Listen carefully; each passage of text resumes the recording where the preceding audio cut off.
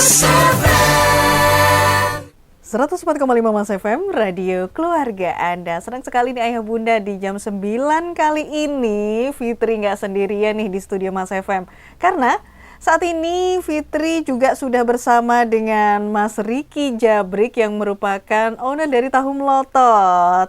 Hai, selamat pagi Mas. Halo, pagi. Riki Jabrik. Selamat pagi. Saya harus manggil apa nih? Jabrik Mas, aja. Jabrik ya, Ya. Mas Jabrik. Apa kabarnya nih? Baik.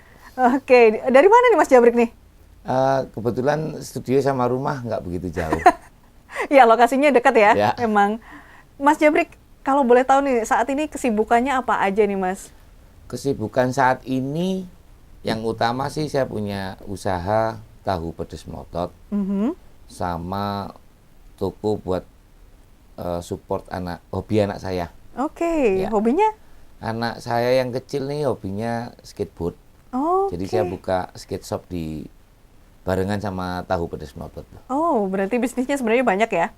Alhamdulillah. Alhamdulillah. Tapi saya tertarik buat mengulik sedikit ya tentang tahu melotot ini ya. Oke. Sebenarnya namanya tahu melotot atau tahu petis melotot ini? Tahu pedas. ya, tahu tahu pedas pedas melotot, ya. Oke, tahu pedas melotot ya. Sebenarnya kalau untuk tahu pedas melototnya sendiri nih, Mas Jabrik, udah berapa lama sih merintis usaha ini? Aku mulai Februari awal 2012. Oke, udah lama banget ya berarti.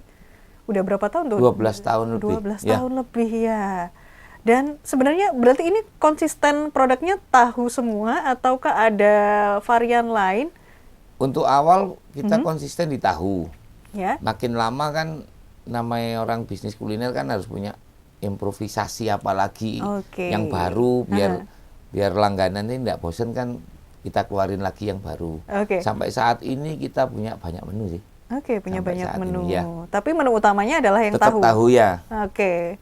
Nah, sebenarnya kalau untuk produknya sendiri, ini kan kalau ngomongin kuliner tahu ya atau kudapan tahu itu kan banyak banget.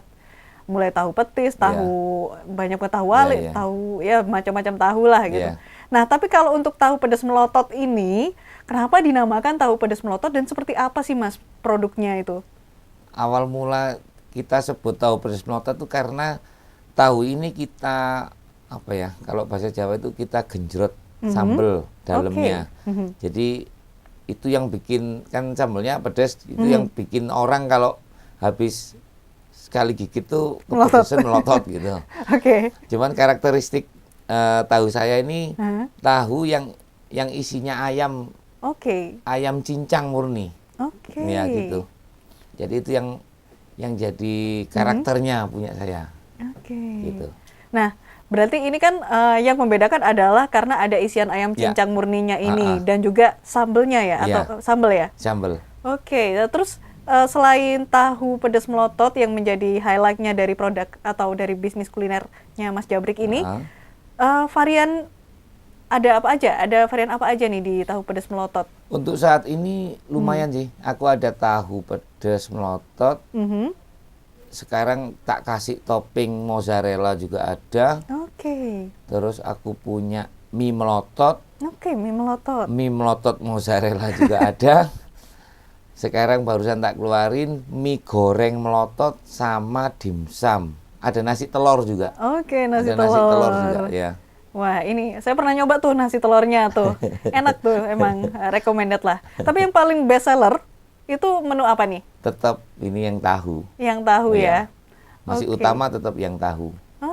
Menu tahu. Nah, sebenarnya nih, sekarang Fitri kepo juga, kenapa sih memilih menu olahan tahu atau menu andalan tahu untuk bisnis kuliner di antara semua menu-menu lainnya atau makanan-makanan lainnya? Aku flashback sedikit ya. Jadi awal dulu tercetus ide jualan tahu ini karena dulu lihat salah satu acara TV itu bosan jadi pegawai. Dulu saya pernah jadi pegawai. Saya lihat acara itu, kok di kota lain nih enak sekali, cabang sampai banyak, pegawai juga banyak. Akhirnya saya tercetus, tahu sama tempe yang enak itu hanya di Malang sebenarnya. Aku makan tempe di Jakarta juga gitu, tahu juga begitu. Akhirnya tak coba dengan apa namanya, dengan karakter yang berbeda. Oke. Kalau yang di luar sana kan isinya sayur dan cincangan lain-lain. Kalau yang di Malang ini tak coba, tak isi ayam murni ternyata responnya bagus. Jadi awal mula kenapa saya memilih tahu karena iri dengan yang kota lain. Oke, iri ya. Irinya positif ya tapi ya dampaknya ya. Ya alhamdulillah, sampai pegawai saya tinggalin, saya fokus di tahu. Oke, Gitu. jadi inspirasinya dari bosan menjadi pegawai. Iya, betul. Tapi untuk memutuskan atau belok dari, kan kalau pegawai kan udah Iya, pasti ya, iya. pasti ada penghasilan Iya, bulanan, betul. dengan segala jaminan-jaminan kerja Iya. yang mungkin didapatkan. Terus berani untuk melangkah menjadi seorang pengusaha, itu kan pasti juga butuh pemikiran yang matang dan juga kesiapan mental nih. Iya, memang waktu awal mau saya putuskan untuk keluar dari salah satu bank swasta di Malang, Oke, dulunya pegawai bank berarti ya. saya putuskan keluar itu sebenarnya dilemanya banyak. Oke. Posisi waktu ninggalin perbankan itu masih anak yang kecil tuh usia belum 1 tahun. Wow. Ya akhirnya kan saya ini punya banyak nasabah yang kenal deket ya. Jadi kita sharing-sharing gimana sih Pak cara memutuskan bla bla bla bla dalam berusaha itu. Ya yang penting kamu yakin. Nah kata-kata yakin ini yang tak pegang sampai sekarang. Selama kita membuka sesuatu kalau penuh dengan keyakinan dan dilakukan dengan benar-benar, hasilnya itu tidak akan meleset kok.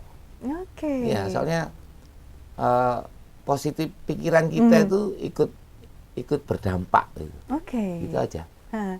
Dan di zaman itu ya, kan itu kan 2012 ya, awal mulanya 2012 ya. Di era itu mungkin juga belum banyak ya orang yang banting setir dari pegawai. Belum ya? Belum. Dan saya yang paling frontal, Oke. termasuk diprotes sama almarhum ibu saya. Kamu yakin jualan pakai gerobak keluar dari perbankan?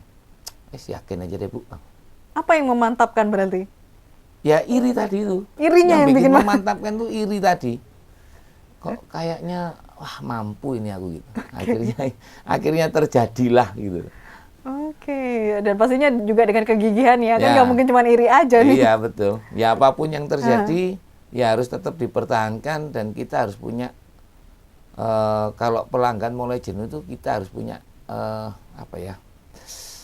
hal baru yang harus kita suguhkan gitu. Oke. Kalau misalnya tahu ini mulai kan awal varian tuh saya enggak pakai waktu di gerobak tuh tidak ada varian super pedas. Cuman original, sedang sama pedas. Akhirnya permintaan banyak yang ngomong kurang pedas, akhirnya tak keluarkan variasi baru super pedas waktu di gerobak. Aku di gerobak Palawan Trip tuh 6 tahun. Oke. 2012 sampai 2018. Wah. Akhirnya rame bla bla bla bla. Oke. Saya geser ke Suhat.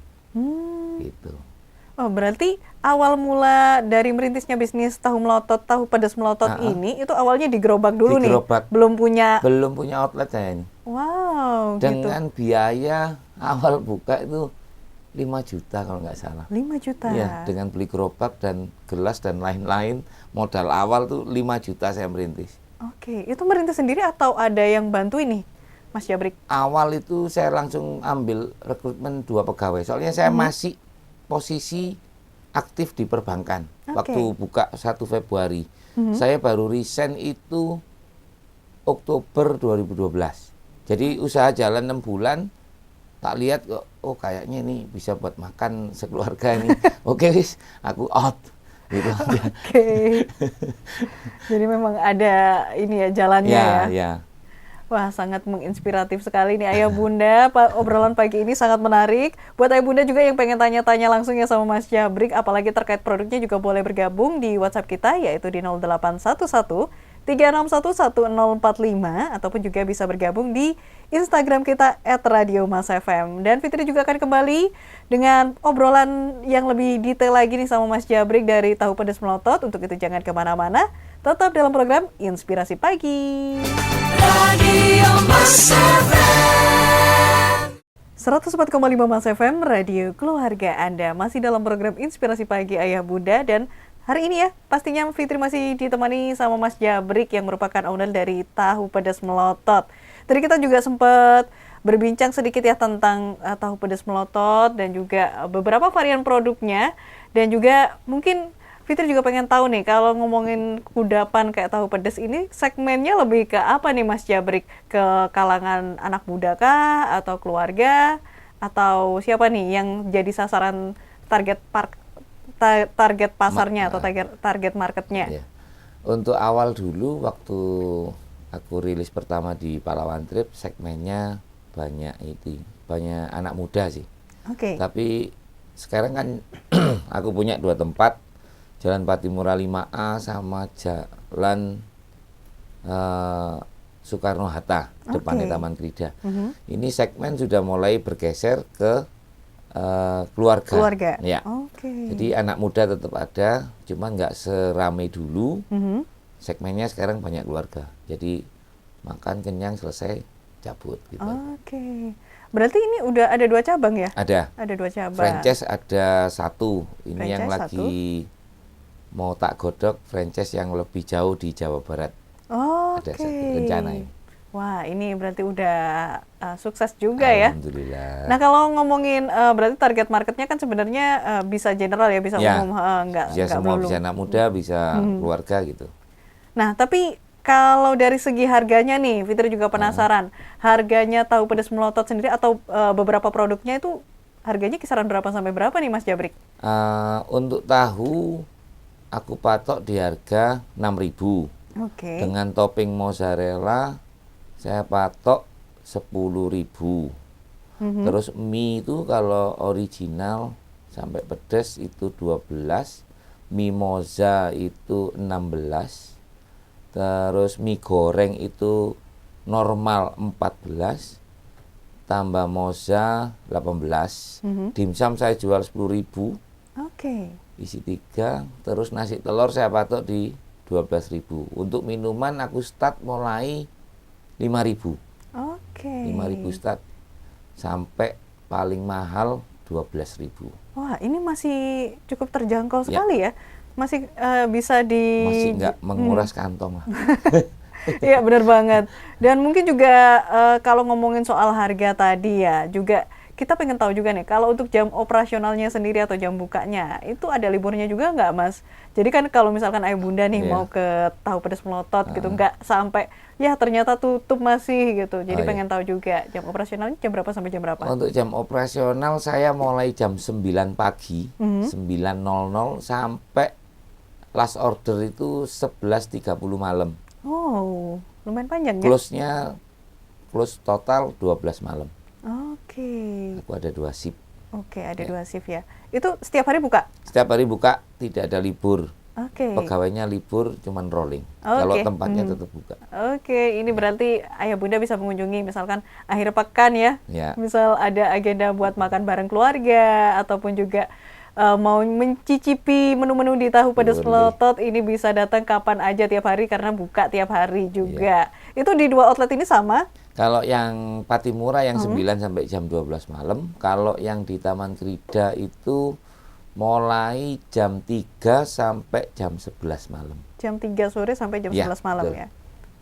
Memang dibedakan atau gimana? Karena kalau di Taman Krida kan PKL.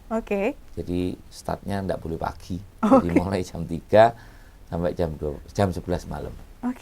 Nah, tapi kalau ngomongin bisnis tahu pedas ya, apalagi kan sebenarnya kalau kuliner pedas tuh udah dari lama ya, udah banyak yang punya varian kuliner pedas.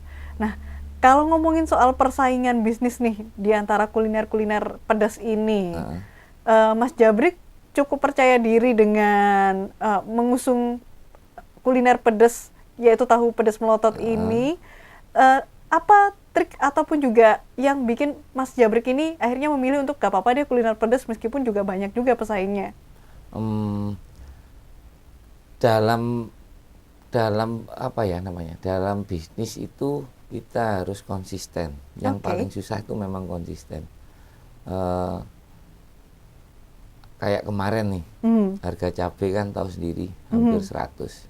Ya mau nggak mau kalau kita nggak konsisten akhirnya kita rubah berubah raciannya. Oke. Ya jadinya orang sekarang tahu jadi nggak enak. Ini soalnya urusan lidah ini susah. Begitu ada yang nggak cocok satu, wah nyebar kemana-mana malah merusak brand sebenarnya. Jadi apapun yang ada yang terjadi ya mau nggak mau konsistensi ini paling sulit memang kadang-kadang. Nggak boleh ada perubahan racian dan lain-lain. Apapun harganya gitu. Itu aja sih. Oke. Berarti Mas Jabrik cukup bangga ya dengan tahu pedas melotot ini di tengah banyaknya juga kuliner-kuliner pedas lainnya. Iya. Apa sih yang menjadi keunggulan tahu pedas melotot dibandingkan dengan produk-produk lainnya nih? Selama ini yang tak lihat sih, ini dari konsumen ya. Kayak misalnya pelanggan ini beli yang sambal pisah, jadi sambalnya nggak kita injek ke tahunya. Itu banyak yang ngomong, saya makan besok pagi, Mas Jabrik. Saya buat sarapan, saya taruh di air fryer, itu masih crunchy. Cuman sambalnya yang harus saya taruh kulkas. Oh iya, saya bilang, soalnya sambal kan ada bumbu lain, tidak hanya cabai. Itu kalau taruh luar memang basi. Tapi kalau untuk tahunya enak. Jadi misalnya tidak habis, wah besok buat sarapan masih oke katanya. Jadi keunggulan yang tak sih masih itu. Masih orang-orang tuh banyak buat besok masih oke. Basi, gitu. Karena memang bahannya fresh ya. Jadi aku jual hari ini mau kesini aja aku harus masak dulu tadi. Aku harus seleb daging sama cabai dulu, baru aku harus berangkat ke sini. Makanya kalau undangannya terlalu pagi juga nggak bisa. Wow. Nanti dapurnya tidak menyala kalau aku terlalu pagi. Oke Mas Jabrik, nanti kita undangnya siang atau malam ya? Oh masuk kalau itu. Nah Mas Jabrik nih, kalau ngomongin soal tadi produknya sendiri ya, tahu pedas melotot ini. Karena kan memang produk semacam ini, produk kuliner itu kan banyak banget di Malang Raya. Tapi yang jadi kendalanya pengusaha kuliner tuh biasanya ya, itu ketika COVID. Nah, ketika pandemi sendiri, tahu pedas melotot ini gimana nih untuk bisa survive? Apalagi kan bisa dibilang melewati masa dari 2012 yang masih rame-ramenya, terus kemudian COVID masuk di 2020, dan akhirnya berimbas sampai ke beberapa tahun belakang kemarin. Baru ini kan udah selesai COVID-nya kan, baru tahun ini 2023 kalau nggak salah ya. Nah, itu gimana strateginya Mas Jabrik untuk mempertahankan bisnis ini di tengah pandemi? Ya itu tadi, kata kunci cuma satu, konsisten, apapun yang terjadi. Kayak kemarin waktu COVID pertama sih, aku masih oke omset. Tapi begitu pandemi yang kedua, ini turunnya signifikan banget. Ya kadang, waktu yang pertama sih orang kan soalnya masih shock banget ya. Dari yang boleh keluar dengan bebas, akhirnya dibatasin sampai jam sekian untuk jam malam. Penjual pun juga maksimal waktu pertama itu jam 8 malam harus tutup. Online pun katanya juga tidak bisa. Ya itu masih oke, masih ramai. Tapi begitu pandemi kedua hancur. Dan sekarang pun sebenarnya belum 100% untuk kembali normal. Yang tak rasakan sih masih ya 70-an lah, 70%, 80%. Gitu. Jadi lumayan survive juga ya? Ya. Nah, impact-nya besar. Nah mungkin juga buat Bunda ya yang pengen tanya-tanya sama Mas Jabrik atau punya rencana nih bikin bisnis kuliner tapi masih belum percaya diri, seperti tadi Mas Jabrik tuh malah karena iri ya. Motivasinya karena iri akhirnya berhasil bikin bisnis kuliner. Bunda juga bisa berkonsultasi sama Mas Jabrik langsung nih via WhatsApp kita, yaitu di 0811 3611045 ataupun juga di Instagram @radiomasfmmalang. Fitri tunggu, dan pastinya lagu-lagu asik mancanegara dan Indonesia juga akan Fitri putarkan sampai nanti jam 10 pagi.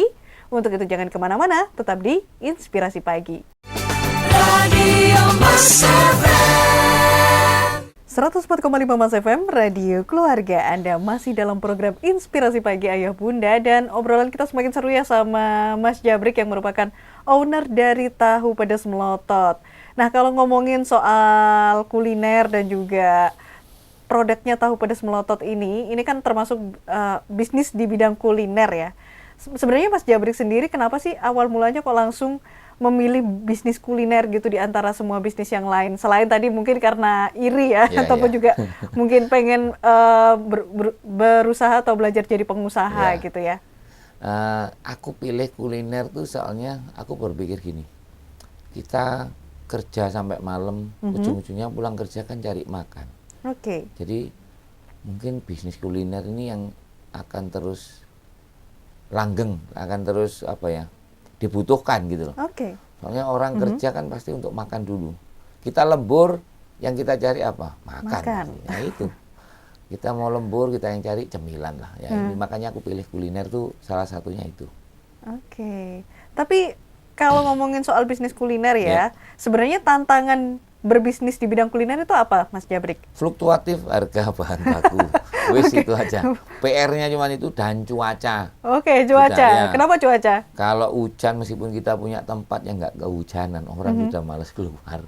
Oh, Dan driver online pun jarang yang jalan kalau sudah hujan. Itu PR-nya sudah. Kita nggak bisa melawan alam sama harga bahan baku. oke. Per hari ini aja Lombok sudah 60.000 Per kilo. per kilo. Wow. Dan harus kita nikmati itu.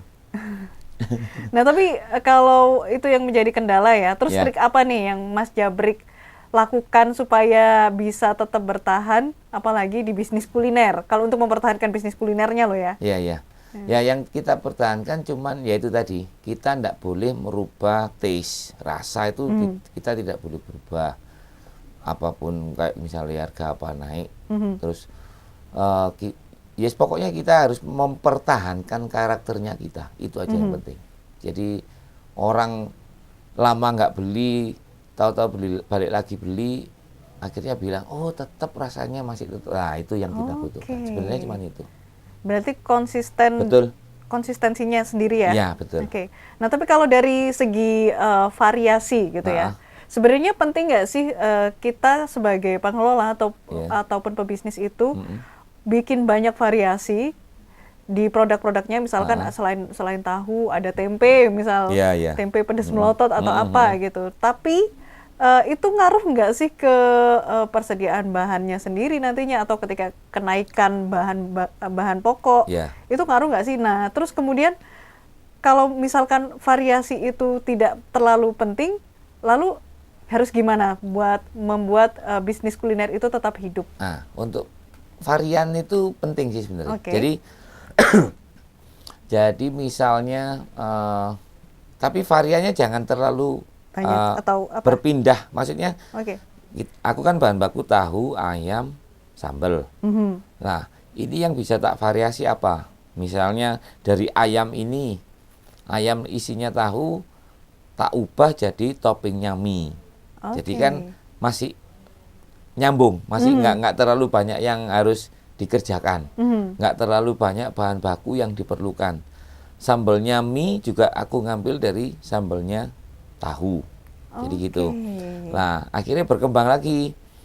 Kita kalau tidak ada penambahan menu, yang kita takutkan kan pelanggan bosen. Oke. Kan, akhirnya banyak, ternyata tahu sekarang ada menu baru ini. Nah, itu kan yang akhirnya jadi mancing, coba yuk, ini nasi telurnya enak nggak? Nah, kayak nasi telur ini, aku bikin tetap toppingnya isi ayamnya tahu, tak jadiin toppingnya nasi telur, sambalnya yang tak rubah, tapi basicnya kan tetap sama, sambal. Awal mula sambal kan dari Lombok, jadi tetap sambalnya tak jadiin sambal bawang, kan cuma tak pola-pola gitu aja. Jadi bisnis kuliner ini luas sebenarnya. Selama kita punya ide yang aneh-aneh, luas pasti. Terus dimsum ini tak ambil karena ya itu tadi basicnya ayam. Oke. Kan ada ayam, bahan baku utama. Nah, dimsum yang tak ambil dimsum ayam. Oke. Jadi seputaran itu aja. Jangan yang terlalu frontal, aku harus tak tambahin nasi rawon, terlalu jauh gitu loh. Terlalu jauh kan. Jadi bahan baku yang kita perlukan malah jadi banyak. Cost-nya terlalu banyak untuk produksi, kita nggak tahu lakunya seperti apa, larinya menu baru ini kan gitu. Oke. Gitu aja. Jadi itu ya, kalau misalkan pengen bisnis kuliner tetap bertahan, berarti tetap ada variasi, tapi nggak apa ya, nggak Ngimprove, kita harus ngimprove gitu. Improve ya, Ya. bener banget. Ini nada dasar G ya, di sini kita jadi nada dasar D lah. Kan jadinya menu baru akhirnya, kan Oke. gitu aja. Oke. Nah, mungkin juga Mas, sebelum kita mengakhiri topik pembicaraan kita kali ini, juga mungkin Mas Jabrik bisa memberikan tips buat ayah bunda yang pengen banting setir ke bisnis kuliner, misalkan mau memulai usaha. Ya. Apa sih yang harus dipersiapkan, apa sih yang harus dilakukan supaya bisnis ini bisa bertahan dan juga kalau bisa grow up gitu atau bertumbuh. Untuk yang awal dalam mau merintis sebuah usaha itu, kita pikirkan dulu, yang kita jual ini harus punya karakter. Itu yang penting. Yang bikin kita bukan idealis ya, bukan egois. Oke. Idealis itu diperlukan dalam sebuah bisnis. Soalnya itu yang jadi karakter. Jadi kita nggak gampang diprotes orang goyang, diprotes orang goyang. Itu jangan. Dalam sebuah bisnis kita harus punya karakter yang kuat. Dan produk yang kita jual itu apa nilai plusnya gitu loh. Punya karakter apa gitu loh. Kalau sekedar kita jual nasi goreng, ya banyak. Tapi kan kita mau nasi goreng kita mau suguhkan tuh mau seperti apa. Nah, karakter-karakter ini yang kadang-kadang kita mau mikir tuh masih sulit. Begitu karakter dapat, yang kita butuhkan cuma satu juga. Yakin dan konsistensi. Itu aja. Apapun yang terjadi ya harus tetap jalan sih. Oke. Kalau nggak jalan ya akhirnya lambat laun mati sendiri. Ya itu yang kadang-kadang kena gonjangan apa nggak kuat. Nah, akhirnya banyak yang buka dapat berapa bulan tutup. Nah itu kan sayang sekali. Wong modal untuk buka sebuah usaha itu nggak kecil loh sekarang. Benar banget. Sekarang kita mau jualan PKL wis berapa? Minimal paling nggak 10 juta. Kalau dalam 3 bulan nggak kuat berhenti kan sayang, buang-buang 10 juta kan ngapain gitu loh. Itu sih saranku. Tapi kalau misalkan problemnya pebisnis kuliner sendiri biasanya apa sih Mas? Rata-rata yang jadi problem orang berbisnis kuliner itu? Kalau dalam problem utama yaitu tadi, balik lagi yang tadi kita ngomong, harga bahan baku aja. Harga bahan baku aja. Harga bahan baku aja. Kalau misalkan kayak produknya Mas Jabrik nih ditiru sama tempat kuliner lain gitu yang itu benar-benar produknya sama persis, isiannya sama persis. Itu biasanya jadi problem juga atau enggak? Yang saya tanggapi, aku ngambil positifnya. Kalau ada yang niru tahu saya, berarti tahu saya anggap rame. Sampai orang niru mau buka, oh berarti mereka lihat tahu saya ini rame. Cuman balik lagi, ya kayak orang jual nasi duk-duk berapapun orang yang jual, ya namanya rezeki ya, kita enggak tahu, tapi semua punya porsinya sendiri-sendiri. Jadi orang mau buka hampir sama pun dengan nama yang berbeda, it's okay. Oke. Ya. Nah, terakhir nih buat pesan-pesan buat ayah bunda dan juga apabila nih ayah bunda pengen tahu produk-produknya tahu melotot, nah Mas Jabrik bisa sounding tuh tahu melotot ini ada di mana lokasinya, terus jam bukanya jam berapa, tadi emang udah disebut sih. Dan kalau misalkan order online itu bisa kemana? Oke. Order online yang untuk daerah Suhat dan sekitarnya itu bisa nanti pilih cabang yang di Taman Krida. Itu tapi bukanya mulai jam 3 sampai jam 11. Terus yang untuk sekitaran kota sini Jalan Patimura 5A. Itu semua ada di Shopee, GrabFood, GoFood. Ada semua, lengkap. Semua menu masuk kecuali yang belum masuk ini mie goreng sama dimsum. Mie goreng sama dimsum ya? Ya, nasi telur sudah masuk. Nasi telur mulai rame nih buat makan siang, menu makan siang orang-orang lagi genjot nasi telur. Oh iya, saya juga. Oke, berarti ada di 2 outlet ya kalau pengen datang bisa di Jalan Patimura dan juga di Jalan Soekarno-Hatta. Ya, datanglah ke Patimura, tempatnya banyak. Ada mainan buat anak-anak juga. Oke, aku siap. sediain ular tangga macam-macam. Oke, jadi buat ayah bunda ya bisa langsung aja datang ke Jalan Patimura kalau mau dine in, ataupun juga bisa via GrabFood ataupun GoFood, bisa ya? Bisa. Bisa. Oke, terima kasih banyak Mas Jabrik atas waktunya, sudah mau sharing juga tentang bisnisnya. Terima kasih. Dan buat ayah bunda, nggak kerasa ya, udah menjelang jam 10, Fitri menemani ayah bunda dalam program Inspirasi Pagi. Dan pastinya untuk ayah bunda yang masih pengen dengerin lagu-lagu asik mancanegara dan Indonesia, masih bisa kok untuk mendengarkan lagu-lagu tersebut di program-program lainnya, pastinya di Radio Masa FM. Dan juga Fitri juga nantinya masih akan kembali ya, tentunya di hari Senin sampai dengan hari Jumat dalam program yang sama, yaitu Inspirasi Pagi di jam 7 sampai dengan jam 10 pagi. Akhir kata Fitri pamit. Terima kasih dan selamat melakukan aktivitas. Semoga terus semangat dan bahagia. Inspirasi Pagi, every day is a happy day. Radio Mas FM.